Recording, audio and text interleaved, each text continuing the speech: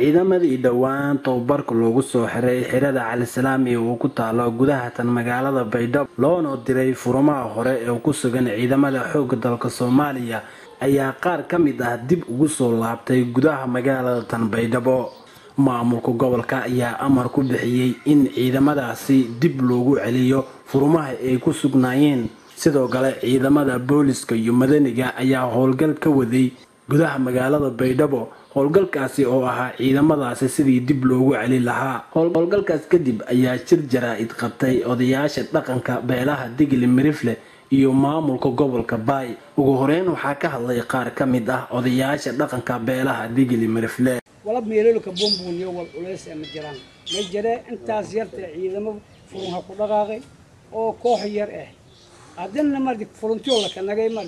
markii iga diidan hoogo yar awood aan sheegay ma waa awood aan sheegay danta kala faas laana tuugmeel melka jeewlan guriga haysan tuugmeel melka jeeyo karo hadii tiin dhamaatay wal oo dhibaatay hada geelka gobolkan ku teegay mal aragay billahi tawfiiq نران من الله أرض أمان كسوي قبلك سفيدالين كدالي أضيالك سراكيش والدنيا قبلك دجمة جنا عصتة واللي إنشال هري من الله قبلك حالة هرتك جري حالة جيك رود حالة مسكاء بتكلم به اللي سامع لين الدنيا هي أدوس مخلوق قوية هايان مرتب بدنا قويس ولا إذا أرجو هاي بالهبطي ببهم غرياس إيمانك جيك يال أو قبل كباي يال ولش لأبي بتكلم أكل عالم كله أك دولة كله أك شعبينها أك هذا ده اللي شغال اللي يرى ميل هري وروين هو طبعا أو كنا قد اللي أري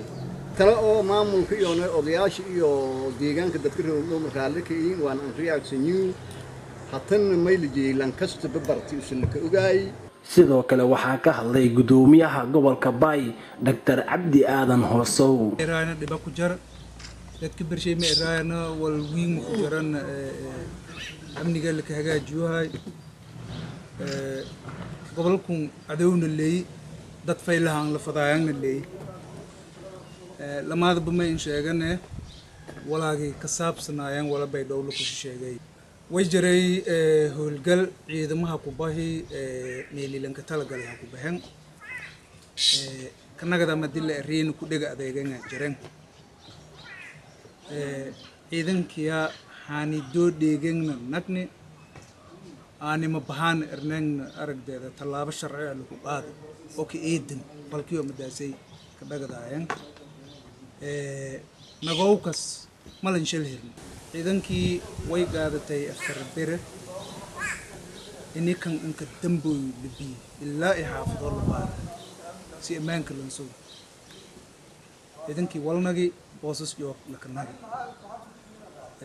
maan habaaya markaleen to taasa horta dadka oo hoolasay ku qeyb qaaday inaan ka mahadnago fadhay dada may raayaan ciidanka ma haysado xuquuqda intii dawladda tabartii ee helo haay intii maamulka awoodon walsi maadaama dawladda bilaawlay booliye bilaawata lama shay marna miskiirin langna may ku ogolaadaan xuquuq oo magna habartoo jidkan surmay mobile ku qaadade mal weelo ani xuquuq oo mag inta lanko kale xuquuqdiis dulmiye mal weelo tiita leeyli roogatan ad ko mag helowje leey roogan yeedale isla weydiiyaan isku soo wadaduubo magaalada Baydhabo amnigeeda ayaa ah mid la isku haleey iyadoo mar walba booliska iyo madaniga ay u hoolan yihiin siday u sugi lahaayeen amniga. Cabduqaadir Jookar, telefishinka caalamiga Kalsan TV, Baydhabo Janaayi.